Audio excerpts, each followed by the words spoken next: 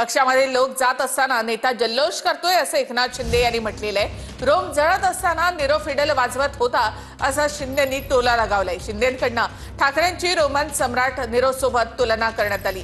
आरोप आणि शिव्याशाप याशिवाय ठाकरेंकडे काहीच नाही असं देखील शिंदेंनी म्हटलंय।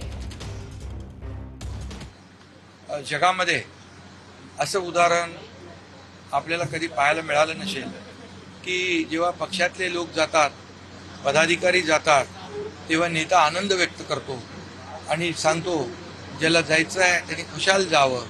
परंतु जसं रोम जळत असताना निरो फिडल वाजवत होता, तसं मला वाटतं आपण आत्मपरीक्षण करण्याच्या ऐवजी, आत्मचिंतन करण्याच्या ऐवजी जे जात आहेत त्यांना जाऊ द्या आणि फक्त आरोप आणि शिव्याशाप याशिवाय दुसरं त्यांच्या ह्याच्यामध्ये अजेंड्यामध्ये काही नाही।